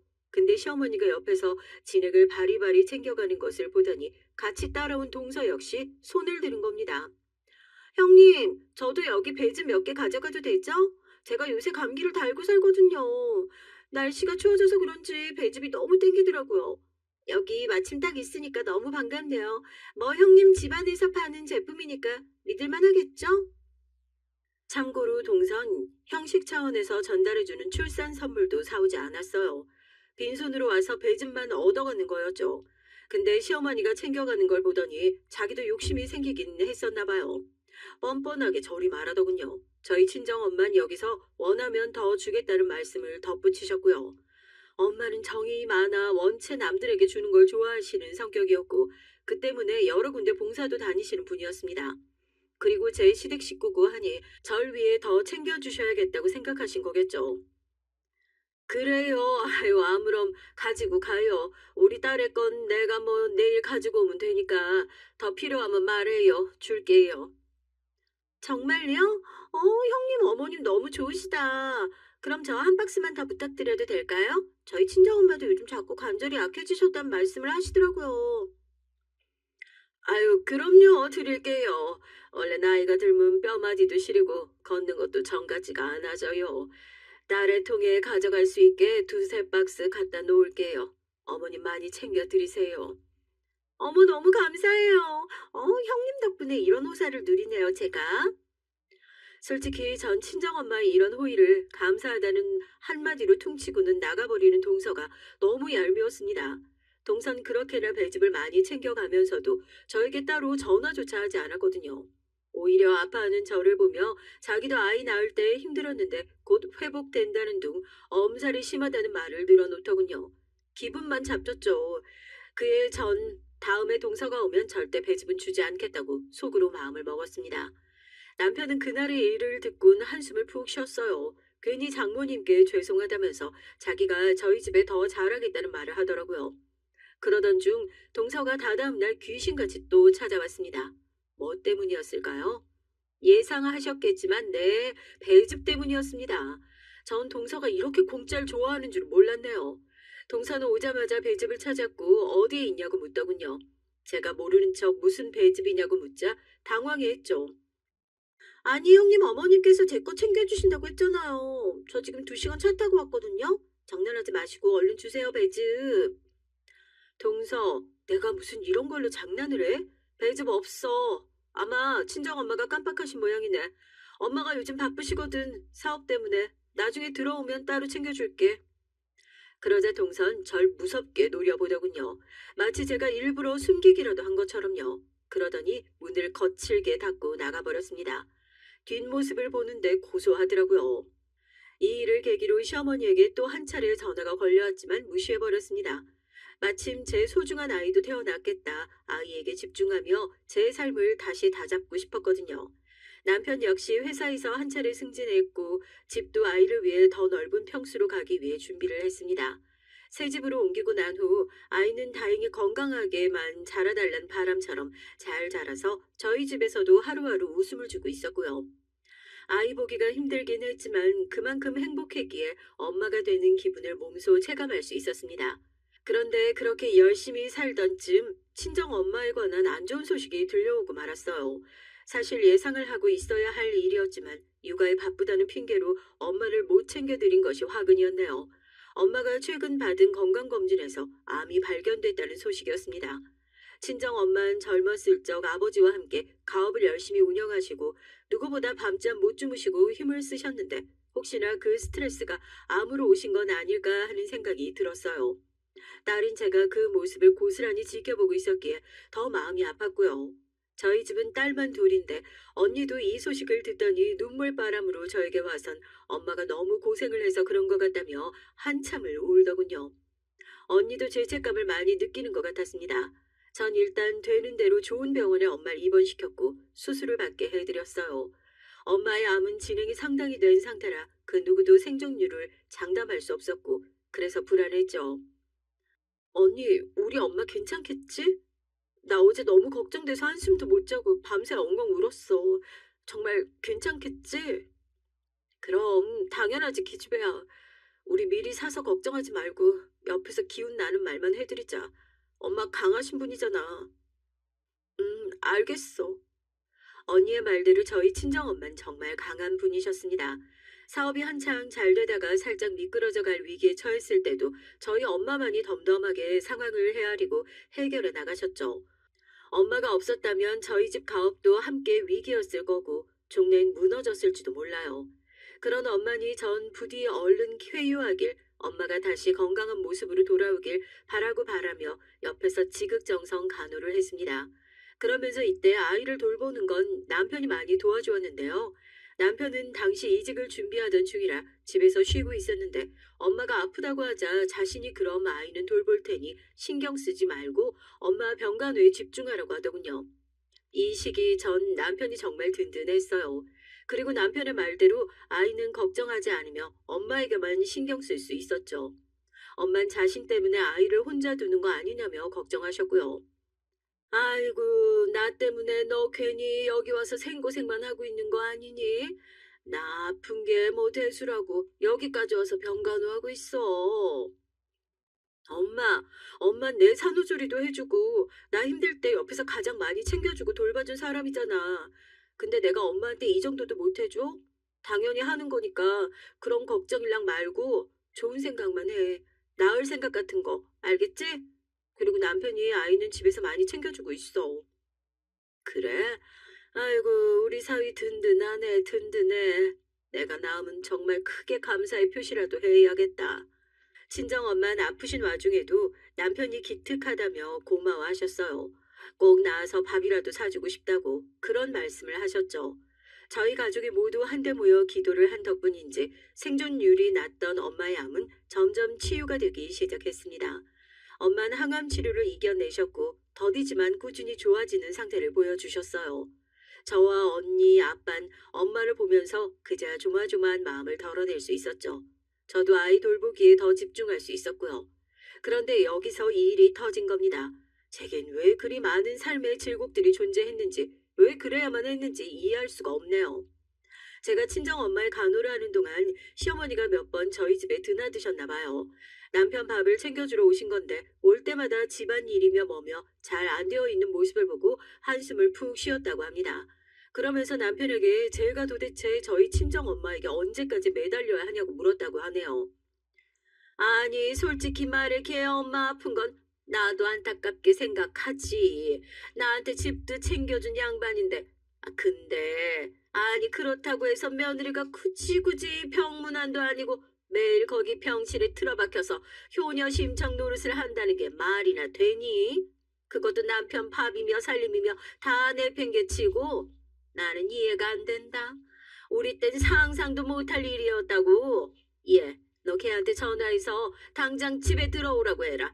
안 그러면 이혼이라고 똑부러지게 말을 하라고. 엄마 어떻게 그래요? 장모님이 얼마나 저한테 잘해주셨는데 엄마 장모님 지금 정말 심각하시대요. 그냥 와이프랑 시간 갖게 두세요. 제발요. 전처럼 괜히 갈등 일으키고 그러지 마시고요.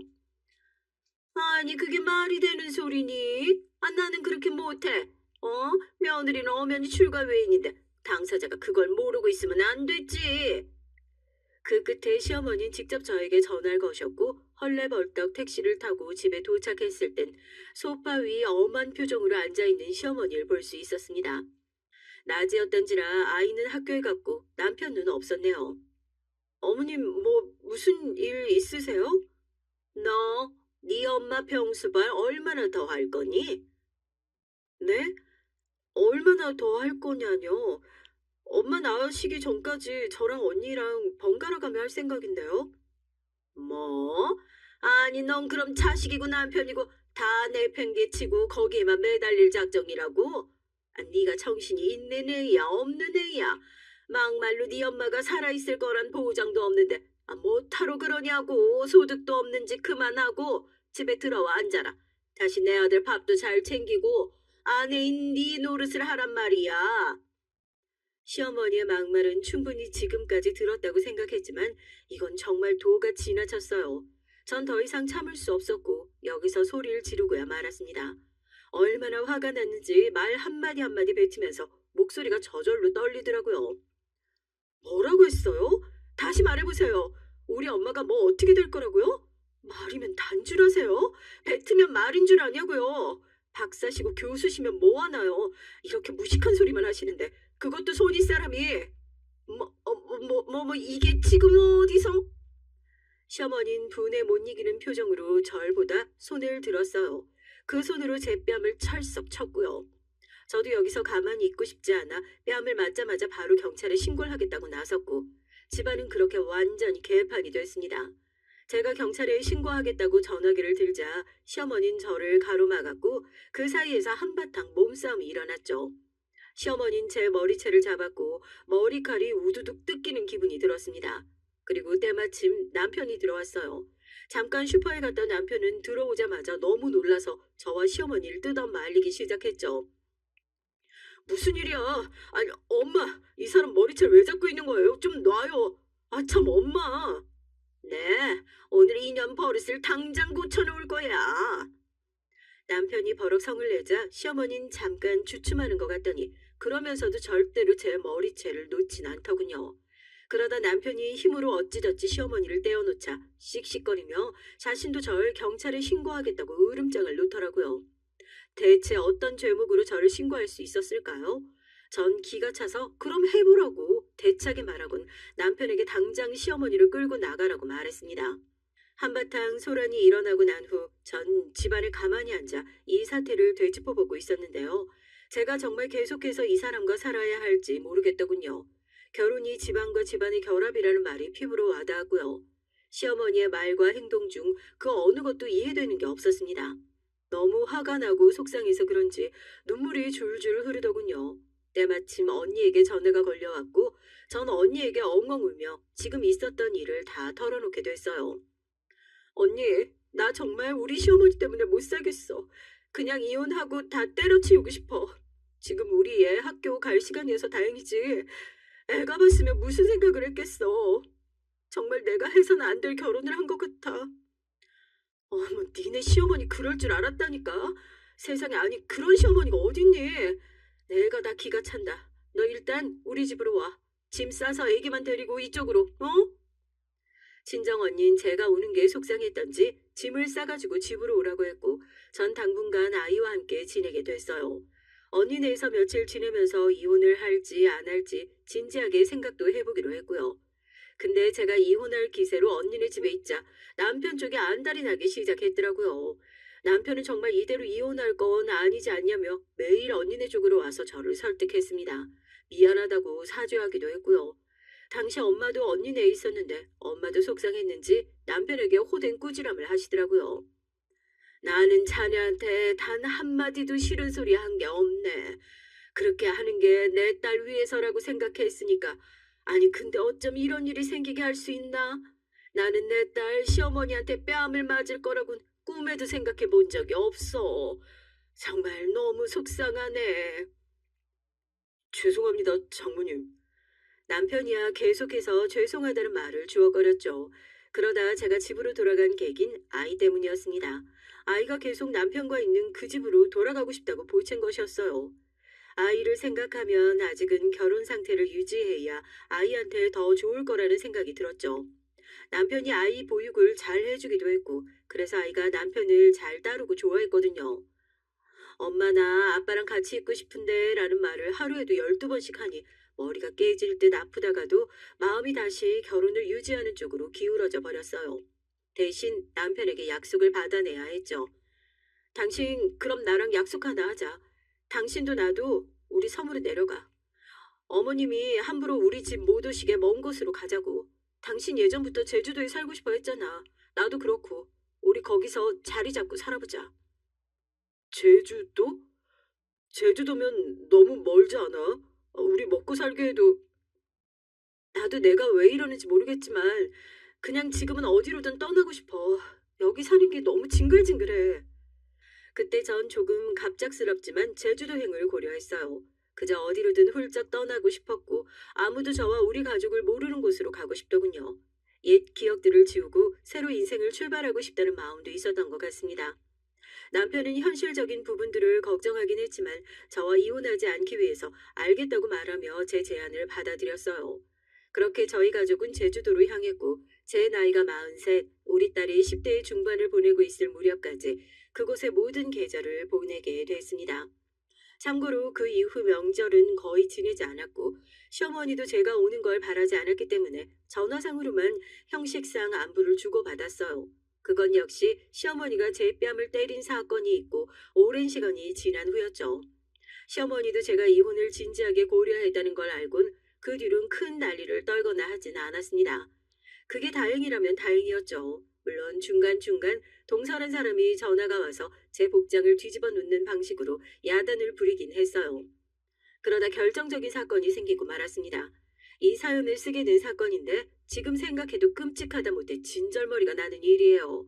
저희 엄마의 칠순을 맞아 칠순잔치로 무엇을 해드릴까 생각하다가 남편의 아이디어로 해외여행을 보내드리게 됐어요. 장모님 지금까지 어디 가보지 못하셨다고 했잖아. 아주 젊었을 적에 미국 가본 거 빼고는. 더 나이 들기 전에 우리 장모님이랑 해외여행 가보는 건 어때? 요즘 패키지 상품 잘 나와 있어서 가까운 동남아나 괌도 좋고. 그럴까? 그것도 좋은 생각이네. 그러고 보니까 우리 엄마 얼마 전부터 태국 가고 싶다고 하셨어. 제주도에서 알게 된 친구 한 명이 관광상품 관련 일을 하고 있던지라 마침 딱 좋았어요. 엄마가 무엇보다 무척 좋아하실 것 같았죠. 그래서 엄마와 아빠, 언니까지 3명분의 해외여행 패키지를 결제하게 됐어요. 그런데 엄마가 해외로 떠난 후 얼마 안 되어 시어머니가 오랜만에 전화가 와선 갑자기 제주도로 오시겠다고 하는 겁니다. 당황스럽긴 했지만 일단 전 알겠다고 하고 시어머니가 오시기로 한 날 딸아이를 학교에 보내고 나서 제가 관리하는 사업에 관한 업무를 처리하고 있었죠. 당시 전 제주도에 내려와 가업을 이어가고 있었는데 그 중에서도 온라인으로 판매하는 부분을 도맡아 하고 있었어요. 저희 사업은 온라인 쪽으로 아주 잘 풀리고 있었고 그랬기에 남편도 저희 집 사업을 같이 하게 됐습니다. 시어머니에게 말하면 괜히 난리가 날까 싶어 따로 말하진 않았지만 어찌됐든 제주도에 와서 남편은 저희 집 가업에 기대어 살고 있었던 것이죠. 그런데 이게 화근이 될 줄은 몰랐네요. 알았다면 진작에 말을 했을 텐데요. 시어머니 도착하자마자 먼 곳에서부터 비행기 타고 오느라 힘들었다며 오자마자 저에게 온갖 짜증을 내기 시작했습니다. 전 오랜만에 보는 시어머니기도 하고 어색하여 일부러 바쁘게 몸을 움직여 차도 내놓고 간식도 만들었고요. 근데 시어머니가 제가 만든 쿠키를 가만히 보더니 갑자기 그걸 바닥에 내팽개치더라고요. 순간 제가 잘못 봤나 싶었습니다. 너 아주 호사를 누리고 산다. 나 피해 여기로 와서 내 아들 잡고 사니까 좋든? 그게 무슨 말씀이세요? 바로 본론 들어가자. 너, 네 엄마 칠순 기념으로 해외여행 보냈다며? 내 아들 돈으로 그딴 호사 누리려고 해? 어? 아이고, 모녀가 세트로 진상이네. 내 아들 갈수록 말라가는 것도 보기 안쓰러워 죽겠는데, 뭐? 암 걸렸던 노인네를 언제 죽을지 모르는 노인네를 해외여행까지 보내? 네가 제정신이냐? 어머님, 말씀 가려하세요. 언제 남편 돈으로 저희 엄마 해외여행 보냈다고 했어요? 제 돈으로 한 거예요. 말이 되는 소리를 해, 말이 되는 소리를. 네가 돈이 어딨어? 어머니는 역시나 남편이 우직하게 일을 한다고 생각하고 있었고 제가 그 돈으로 해외여행을 보내드렸다 생각하더라고요. 정말 웃겼습니다. 남편이 제주도에서 일을 하면 무슨 일을 할 수 있을까요? 제가 지나가는 말로 시어머니에게 저희 집 가업의 규모가 크다는 말을 몇 번 한 적이 있었는데 그걸 어떻게 저리 새카맣게 기억 못하고 추측조차 못할 수 있던 걸까요? 전 기가 차 소리나게 웃었습니다. 더 이상 상대하고 싶지 않더라고요. 갑자기 시어머니와 전에 있었던 일도 생각나고 더 실랑이 하다간 제 정신건강에 문제가 생길 것 같았어요. 그래서 남편을 부르던 차에 남편이 들어왔고요. 기가 막힌 타이밍이었습니다. 시어머님 못된 그 손버릇을 고치지 못했는지 제가 눈 똑바로 뜨고 제 돈으로 계속 해외여행을 보냈다고 하자 거짓말한다며 또 손을 지켜 들었거든요. 거짓말 좀 하지 마. 네 친정 집구석에 돈 나올 구멍이 어디 있다고? 무슨 돈이 있다고 허세를 떨어? 너 그런 거짓말하면 지옥 가 이년아. 시어머니는 거짓말을 한다는 요령으로 제 뺨에 손을 또 올렸습니다. 이것으로 두 번째였어요. 저는 더 봐줄 의향이 없었습니다. 그래서 저 역시 손을 들었고 이때 남편이 들어왔어요. 엄마, 그러지 좀 마, 제발. 나 와이프 도움받아 사는 거란 말이야. 아니 우리 아들 그게 무슨 말이야? 나 우리 와이프 가업하는 거 돕고 있다고. 그게 우리 집 유일한 생계 구멍인데 엄마 자꾸 왜 그러는 거야? 정말 아들 이혼시키고 싶어서 환장했어? 남편의 폭로에 시어머니 얼굴은 보기 좋게 시퍼래졌습니다. 믿기지가 않는지 정말이냐고 계속 묻더라고요. 그 얼떨떨한 얼굴이 참으로 보기 좋았네요. 남편은 나중엔 말을 하다 울면서 제발 그만 좀 하라고 애원조로 말했어요. 엄마가 자기 결혼 생활을 망치고 있다고 이런 식으로 모자 관계를 이어가야 한다면 자기는 엄마와 영 끊고 편하게 살고 싶다는 말까지 하더라고요. 남편의 진심이 묻어나오는 말에 저 또한 울컥했습니다. 남편 역시 그간 자기 엄마 때문에 꽤나 스트레스가 심했던 모양이었어요. 남편이 그런 말까지 내뱉고 나니 순식간에 분위긴 차분해졌습니다. 시어머니는 잠깐 골똘히 뭔가를 생각하는 표정이더니 다리가 휘청인다며 잠깐 소파에 앉았어요. 그리고선 처량하게 저를 올려다보는데 하고 싶은 말이 엿보였습니다. 애미야, 내가 많이 너를 못 살게 굴었지? 그래, 내가, 내가 잘못이다. 나 때문에 나는 네 가업이 그렇게 큰지도 몰랐고 그것도 모르고 내가 말 실수를 했네. 아주 큰 실수를 했어. 미안하다.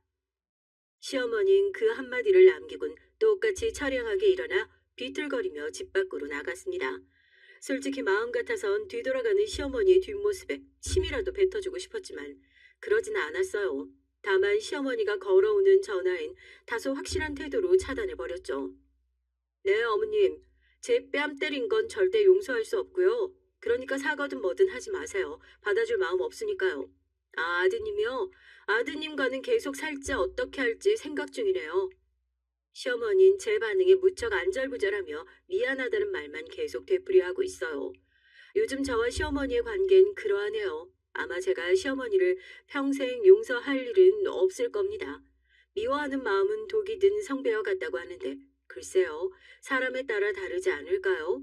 남편은 시어머니와 평생 안 보고 살겠다 했고 전 그 말을 떠나 남편과 앞으로 어떻게 할지, 이혼을 할지 말지 생각 중입니다. 여러분은 어떻게 생각하시나요?